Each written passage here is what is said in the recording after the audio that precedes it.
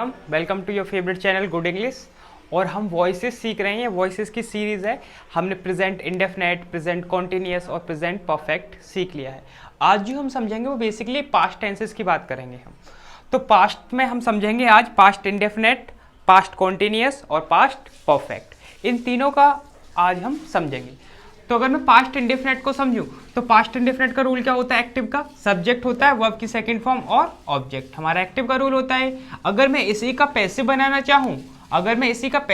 चाहूं तो पहले ऑब्जेक्ट, उसके बाद वॉज वर्ब की थर्ड फॉर्म, प्रेपोजिशन और सब्जेक्ट। ये हमारा क्या हो गया? पैसिव बन गया। किसका पैसिव बन गया? ये पास्ट इंडेफिनेट का। ठीक है। निगेटिव आप बनाना चाहते हो तो निगेटिव के लिए वॉज वर्ब के बाद हम यहाँ पे नॉट को ऐड कर देंगे। ठीक है। अगर मैं पास्ट कॉन्टिन्यूअस को समझूं तो पास्ट कॉन्टिन्यूअस में क्या होगा? सब्जेक्ट, वॉज या वर्ब की फर्स्ट फॉर्म, आईएनजी, ऑब्जेक्ट। ये अपना आप में एक्टिव का रूल है। ठीक है ना, अपने आप में एक्टिव का रूल है। तो इसको पैसिव बनाने के लिए हमें क्या करना होगा? ऑब्जेक्ट, वॉज या वर्ब और यहाँ पे एक बीइंग वर्ब का यूज करना होगा। उसके बाद वर्ब की थर्ड फॉर्म, प्रेपोजिशन और सब्जेक्ट। नेगेटिव में इसमें भी वॉज वर्ब के बाद हम नॉट लगा सकते हैं।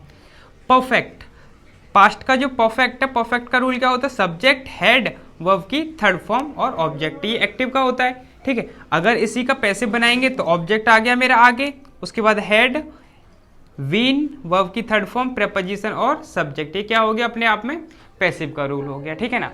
तो इन रूलों को ध्यान में रखते हुए यहाँ पे सेंटेंस लिखे हैं जो हमें ट्रांसलेट करने हैं, यानी कि चेंज करने हैं। किस में चेंज करने हैं? हमें पैसिव में चेंज करने हैं। पहला जो सेंटेंस है वो लिखा है they taught us math today. अगर मैं कायदे से समझूं तो ये सब्जेक्ट है मेरा। ठीक है ना। सब्जेक्ट के बाद कौन सी फॉर्म? वर्ब की सेकंड फॉर्म। अगर वर्ब की सेकंड फॉर्म है तो पास्ट इंडेफिनेट का हो गया ये। ठीक है ना, पास्ट इंडेफिनेट का। तो इसको कैसे बनाया जाएगा? पास्ट इंडेफिनेट का रूल क्या है? ऑब्जेक्ट, वॉज या वर्ब की थर्ड फॉर्म, प्रेपोजिशन और सब्जेक्ट। तो यहाँ पे क्या है? They taught us math.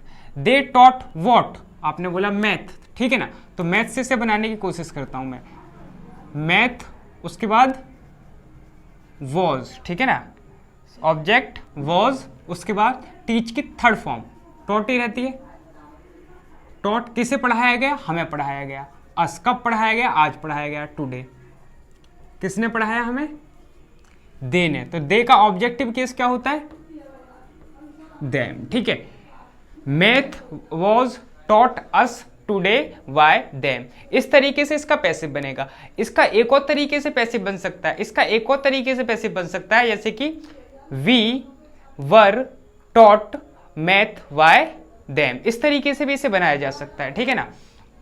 अगला सेंटेंस, अगला लिखा है यहाँ पे Suman had written a letter. Suman had written a letter. तो हैड किसकी? हेल्पिंग वर्ब है, पास्ट परफेक्ट की। तो ये पास्ट परफेक्ट हो गया। ऑब्जेक्ट मैंने आगे लिया, आ लेटर, आ लेटर हो गया। ठीक है। पास्ट परफेक्ट का पैसिव का रूल क्या है? ऑब्जेक्ट, हैड, बीन, वर्ब की थर्ड फॉर्म। तो आ लेटर, उसके बाद हैड बीन, वर्ब की थर्ड फॉर्म, रिटर्न। ठीक है। वाई सुमन। ठीक है। A letter had been written by Suman. अगला सेंटेंस, अगला लिखा है had you called him. Had लिखा हुआ है, अपने आप में पास्ट परफेक्ट हो गया इंट्रोगेटिव का। तो हेड का तो मुझे हेड ही लिखना होगा, है ना, हेड। उसके बाद ऑब्जेक्ट क्या है? हिम। तो हिम को चेंज कर दिया मैंने ही में। ठीक है। उसके बाद बीन, कॉल की third form, called, by you. ठीक है। Had he been called by you. ठीक है। ये इसका पैसिव बन गया। अगला लिखा है did you make him fool. Did का अगर मैं समझूं तो डिड अपने आप में पास्ट के हेल्पिंग वर्ब है, पास्ट इंडेफिनेट की। ठीक है। तो पास्ट इंडेफिनेट का तो इसका कैसे? सबसे पहले तो मुझे वॉज या वर्ब में से एक लिखना होगा। Did you make him fool. Did you make what? आपने बोला फूल, तो फूल से भी बनाया जा सकता है। डिड यू मेक हुम? हिम से भी बनाया जा सकता है। दो तरीके से इसका पैसिव बन सकता है। तो मैं हिम से बनाने की कोशिश करता हूं। हिम के हिसाब से ही हो गया और ही के हिसाब से मुझे वॉज लगाना होगा। Was he made fool by you. ठीक है। Was he made fool by you. इस तरीके से इसका पैसिव बनाया जाएगा। दूसरे तरीके से भी बनाया जा सकता है, जैसे कि फूल आ जाएगा पहले, यानी कि was fool made him by you. इस तरीके से भी इसका बनाया जा सकता है। अगला सेंटेंस लिखा है they were distributing the money, they were distributing the money. Was were verb की फर्स्ट फॉर्म और आईएनजी, यानी कि प्रेजेंट कॉन्टिन्यूअस की बात हो गई, पास्ट कॉन्टिन्यूअस की बात हो गई। तो सब्जेक्ट वॉज या वर, वर्ब की फर्स्ट फॉर्म आईएनजी, एक एक्टिव का है, तो इसका पैसिव में क्या होगा, ऑब्जेक्ट वॉज या वर बीइंग वर्ब की थर्ड फॉर्म प्रेपोजिशन और सब्जेक्ट। तो ऑब्जेक्ट कायदे से ऑब्जेक्ट क्या हुआ, दे वर डिस्ट्रीब्यूटिंग व्हाट, मनी। तो पहले क्या आएगा, मनी वॉज, मनी वॉज, उसके बाद बीइंग डिस्ट्रीब्यूटेड बाय देम। ठीक है, money was being distributed by them, इस तरीके से इसका पैसिव बनाया जाएगा। अगला sentence, when did you buy this laptop, when did you buy this laptop, तुमने ये लैपटॉप कब खरीदा। तो you buy what, what laptop से आंसर मिल रहा है, तो लैपटॉप इसका क्या हो गया, ऑब्जेक्ट।